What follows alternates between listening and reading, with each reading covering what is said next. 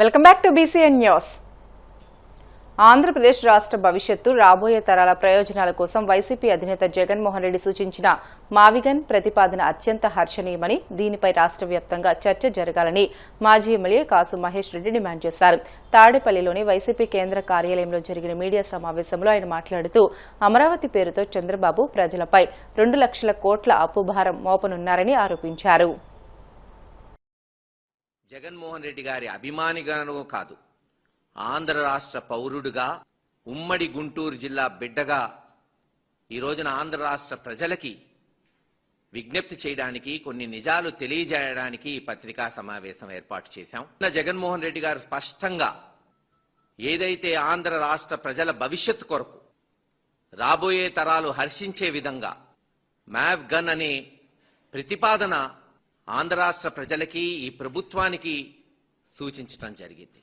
అందరికీ తెలిసిన విషయమే. నిర్దాక్షిణంగా ఆంధ్ర తెలంగాణ విడిపోయినప్పుడు, ఈ ప్రాంతానికి మరి వచ్చేసినప్పుడు, అందరు నాయకులు కానీ మన రాష్ట్రం వేరైపోయినప్పుడు రాజధాని సెంటర్లో ఉండాలని అనేక ప్రతిపాదనలు రావటం, ఆ తర్వాత ఎలా అమరావతి తీసుకొచ్చాడు చంద్రబాబు నాయుడు గారు, ఎలా ముందు వేరే చోట్ల రాజధాని అని చెప్పి నూజువీడని, వేరే చోటని, ఇంకో చోటని, చివరికి అక్కడ తన మరి ఫాలోవర్స్ అనుకోండి, ఆయన వ్యాపార భాగస్వాముల చేత ముందే భూములు కొనిపించుకోవటం, ఆ భూములు పెంచడానికి ఎందుకు అక్కడ రాజధాని ఏర్పాటు చేశాడో అందరికీ తెలిసిన విషయమే. ఈ రోజున జగన్మోహన్ రెడ్డి గారు భావి తరాలకు ఉపయోగపడేటట్టు మచిలీపట్నం, విజయవాడ, గుంటూరు కలుపుతూ ఒక గ్రోత్ కారిడోర్ ఉండాలి.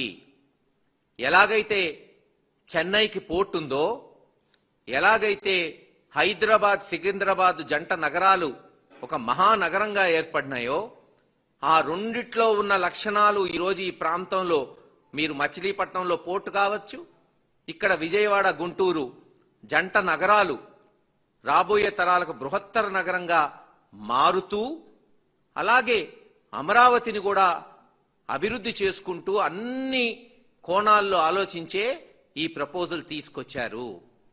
ఈ రోజున మేము చంద్రబాబు నాయుడు గారిని, ఈ కూటమి ప్రభుత్వాన్ని విజ్ఞప్తి చేస్తున్నాం. మాకు తెలుసు మీకు జగన్మోహన్ రెడ్డి గారంటే కోపం, చంద్రబాబు నాయుడు గారికి కుళ్ళు, ఈర్ష, సొంత పార్టీ పెట్టుకొని ఆయన ఎక్కడా వెన్నుపోటు పొడవకుండా సొంత పార్టీ పెట్టుకొని అనాది కాలంలోనే ఆంధ్ర రాష్ట్రంలో రాజకీయంగానే, కేవలం ఈ రాష్ట్రం కాదు దేశంలోనే తనకంటూ ఒక పేరు సంపాదించుకున్నాడు. ఈ రోజున ఎవరు ఒప్పుకున్నా ఒప్పుకోపోయినా తెలుగుదేశం నాయకులు ఒక బలమైన శక్తిగా ఈ ప్రాంతంలో, ఈ రాష్ట్రంలో, ఈ దేశంలో ఎదిగాడు. ఆయన మీద కోపం ఉంటే ఇప్పటికే అనేక రకాలుగా కక్షలు తీర్చుకుంటున్నారు. కానీ ఆంధ్ర రాష్ట్ర భవిష్యత్ ఎందుకు పణంగా పెడుతున్నారు? ఆలోచించండి. ఈరోజు ప్రతిపక్ష నాయకుడు ఒక సూచన ఇచ్చాడంటే దాంట్లో నిజమెంత, వాస్తవం ఎంత? ఈరోజు ఒకటే చెప్తున్నాం, విజయవాడ, గుంటూరు నగరం, అక్కడే కనుక మనం సెక్రటేరియట్, అసెంబ్లీ లేదు హైకోర్టు మధ్యలో కడితే, ఎక్కడైనా కావచ్చు, అది యూనివర్సిటీ పక్కన లేదు డీజీపీ ఆఫీస్ పక్కన కడితే 2-3 సంవత్సరాలను విజయవాడ, గుంటూరు, హైదరాబాద్ నగరం, సికింద్రాబాద్ లా కలిసిపోతాయి. భారీ నగరం ఏర్పడుతుంది, రాబడొచ్చిద్ది, అన్ని విధాలుగా కూడా మనకి ఉపయోగపడుతుంది. అలాగే ఇండస్ట్రియల్ కారిడోర్, ఏదైతే పోర్టు కావాలి, ఈరోజు చాలా మంది తెలంగాణలో కూడా అంటున్నారు హైదరాబాద్ నగరాన్ని మచిలీపట్నానికి కలుపుతారేమో, రేపు కలవాల్సి వస్తుంది. ఎందుకంటే హైదరాబాద్ నుంచి ఎక్స్పోర్ట్ చేయాలంటే మచిలీపట్నం పోర్టు ఏదైతే జగన్మోహన్ రెడ్డి గారు నాంది పలికారో, రేపు అదే వాళ్ళకి మిగులుతుంది అనేది. అందుకే దాన్ని ఇండస్ట్రియల్ కారిడోర్ గా చేస్తే ఇండస్ట్రీ, ఇటు జంట నగరాలు, ఇటు అమరావతిలో ఎడ్యుకేషన్ ఇన్స్టిట్యూషన్స్ కావచ్చు, లేదు హెల్త్ సిటీ కావచ్చు, ఒక బ్రహ్మాండమైన విశ్వనగరంగా ఈ ప్రాంతం ఏర్పడుతుందనేదే ప్లాన్ బి. దీనికి ఎందుకు నిన్న జగన్మోహన్ రెడ్డి గారు చెప్పినప్పటి నుంచి తెలుగుదేశం నాయకులు చిందులు దొక్కుతున్నారు? బహుశా వాళ్ళు అనుకున్న దానికన్నా మెరుగైన ప్రపోజల్ని ఈరోజు జగన్మోహన్ రెడ్డి గారు తీసుకొచ్చారు అనే కుళ్ళు కుతంత్రం ఉండొచ్చు. ఎందుకంటే వాళ్ళు ఊహించుండరు. రాజధాని అమరావతి బిల్లు పార్లమెంటులో ఆమోదం పొందడంతో అంబేద్కర్ కోనసీమ జిల్లా అమలాపురంలో కూటమి శ్రేణులు సంబరాలు నిర్వహించారు. గడియార స్తంభం సెంటర్లో పెద్ద ఎత్తున బాణసంచా కాల్చి హర్షాతిరేకాలు వ్యక్తం చేశారు. కొవ్వొత్తులు వెలిగించి తమ ఆనందాన్ని వ్యక్తం చేశారు. ఈ కార్యక్రమంలో జిల్లా టీడీపీ అధ్యక్ష కార్యదర్శులు సాయి, గంధం పల్లం రాజు, కూటమి నాయకులు పాల్గొన్నారు.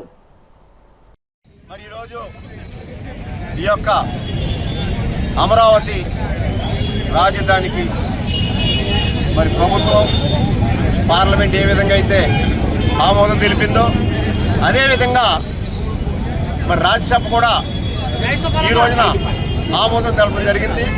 నిజంగా ఈ రోజున మన ఆంధ్ర రాష్ట్ర ప్రజలకు ఒక పండగ వాతావరణం. ఎందుకంటే ఏ విధంగా అయితే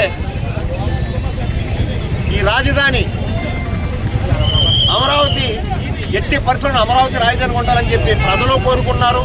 అదేవిధంగా ఏ విధంగా హామీ ఇచ్చారో మన ముఖ్యమంత్రి నారా చంద్రబాబు నాయుడు గారు అదేవిధంగా అమరావతి రాజధానిగా చేసి ఈవేళ మనకు ఒక కానుక ఇవ్వడం జరిగింది. ఈవేళ ప్రజలందరూ కూడా గుర్తించారు ఖచ్చితంగా చెప్తున్నా. గతంలో వైఎస్ఆర్ ప్రభుత్వం ఏం చేసిందనేది అందరికీ తెలుసు.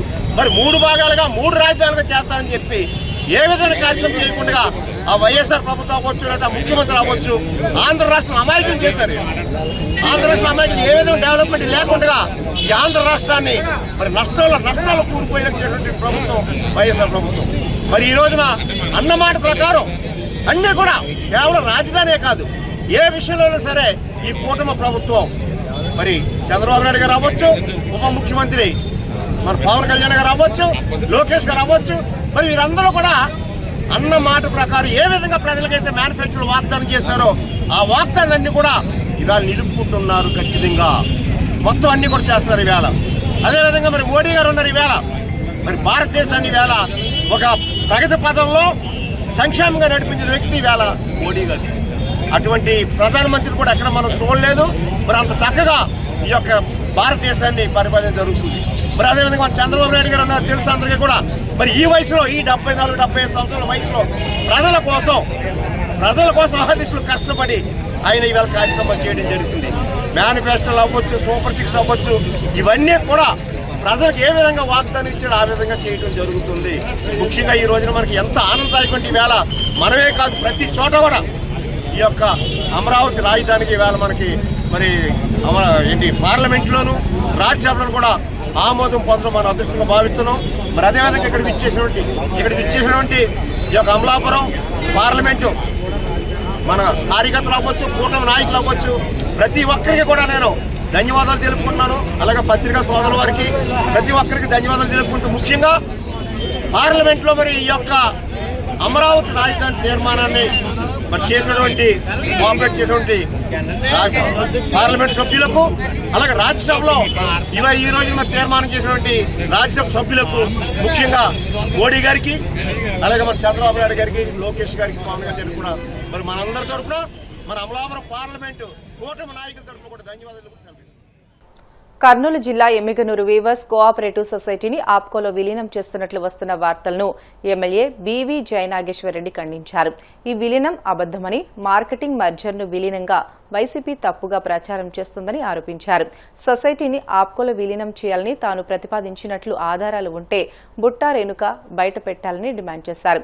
తనపై ఆరోపణలు నిరూపిస్తే రాజకీయాల నుంచి వైదొలుగుతానని, లేదంటే రేణుక వైదొలుగుతారా అని సవాల్ విసిరారు. ఒకటే చెప్తున్నా, ఆ 200 కుటుంబాల దగ్గర నుంచి చేనేత కళాకారులకి ఇంకా అభ్యున్నతికి తీసుకెళ్లాల్సిన బాధ్యత మా మీద ఉంది. ఈ రోజు మీరు అనుకుంటున్నారు అజెండా ద్వారా ఈ రోజు ఆపినాము చేసినామని చెప్పి, అది చేనేత కళాకారుల యొక్క సమ్మతితోనే రేపు మళ్ళా రాబోయే రోజుల్లో కూడా వాళ్ళ సమ్మతితోనే రేపు జరిగే విధంగా ముందుకు తీసుకుని వాళ్లకు మంచి చేస్తాం. ఇది మీ గురించి, మా గురించి, సొసైటీ గురించి, ఈ ఆస్తుల గురించి, ఆస్తుల అప్పుల గురించి నేను స్పష్టంగా చెప్పాను. ఎన్నేళ్లు మన ప్రెస్ మీట్ లో ఈ సొసైటీ ఎన్ని రోజులు నష్టాల్లో ఉంది. మొన్న 22 లక్షలతోటి ఈ రోజు ప్రత్యేకంగా ఏదైతే ఉన్నటువంటి లాభాల బాట పట్టిందంటే ఐఏఎస్ ఆఫీసర్ వేసిన తర్వాత అక్కడ ఆటోమేటిక్ గా బ్రహ్మాండంగా నడిచింది. కానీ ఇక్కడికి వచ్చినప్పుడు మీరు చూస్తే గతంలో నుంచి కూడా లాభాల్లో ఉన్నట్టుగా ఎంతో లాభాల బాటలో ఉన్నది ఆప్కోలో కలిసిన ఆప్కోలో కలపడము, విలీనం అనేది అబద్ధము. ఎవరు చెప్పారు ఆపుకోలు? మీరు సృష్టించుకున్నారు మీ రాజకీయ అజెండా కోసం, మీ లాభాల కోసం మీరు సృష్టించుకున్నారు ఆ పదాన్ని. మార్కెటింగ్ మర్జర్ అని క్లియర్ గా చెప్తుంటే లేదు కలుపుతున్నారు ఆపుకోలని మాట్లాడుతున్నారు. ఇది అబద్ధం. నేను అదే మళ్ళా ఒకసారి సవాల్ సూటిగా అడుగుతున్నా. మీకు నిజంగా బుట్టా రేణుకమ్మ గారు చిత్తశుద్ధి ఉంటే నిన్న వచ్చి మీరు మాట్లాడిన మాటలు నా పేరు తీశారు. ఎమ్మెల్యే ప్రోద్బలంతో జరుగుతోందని చెప్పి. ఎమ్మెల్యే జయనాగేశ్వర రెడ్డి చేనేత కళాకారులకు సంబంధించి సొసైటీకి సంబంధించి ఎక్కడైనా గానీ ఆప్కోతో వైడబ్ల్యూసీసీఎస్ సొసైటీని మర్జ్ చేయాలనే డాక్యుమెంట్ ఎక్కడైనా ఉందా? మీరు నిరూపించండి. ఆ పదాన్ని ఆస్తులు గాని అప్పులు గాని ఆప్కోలో నేను రాజకీయాల నుంచి వైదొలుగుతా. మీరు మాట మీద నిలబడితే, మీరు నిరూపించకపోతే మీరు రాజకీయాల నుంచి వైదొలుగుతారని అడుగుతున్నా. వార్తలు ముగించే ముందు ముఖ్యాంశాలు మరొకసారి. అమరావతికి చట్టబద్ధత, రాజధానిలో సంబరాలు. వద్దండరాయనిపాలెంలో రైతుల సభకు సతీ సమేతంగా హాజరైన సీఎం చంద్రబాబు. అమరావతికి చట్టబద్ధత కల్పించేందుకు కృషి చేసిన అందరికీ ధన్యవాదాలు తెలిపిన లోకేష్. రాజధాని పనులు పూర్తి చేసి ప్రధాని చేతుల మీదుగానే ప్రారంభిస్తామని వెల్లడి. అమరావతిపై జగన్ ది సైకో కామెడీ అన్న హోంమంత్రి అనిత. గత ఎన్నికల్లో ప్రజలు గుణపాఠం చెప్పినా ఆయన విధ్వంసకర ఆలోచనలో మార్పు రాలేదని వ్యాఖ్య. 2 లక్షల కోట్ల అప్పుతో అమరావతి వద్దు, మావిగంతోనే విశ్వనగరం సాధ్యమని స్పష్టం చేసిన వైసీపీ మాజీ ఎమ్మెల్యే కాసు మహేష్ రెడ్డి. ఇవి ఇప్పటివరకున్న బులెటిన్లోని అప్డేట్స్. మరిన్ని వార్తల కోసం BCN digital YouTube channel, Facebook పేజీని ఫాలో అవ్వండి. అప్డేట్ వార్తల కోసం ప్లీజ్ డూ సబ్స్క్రైబ్.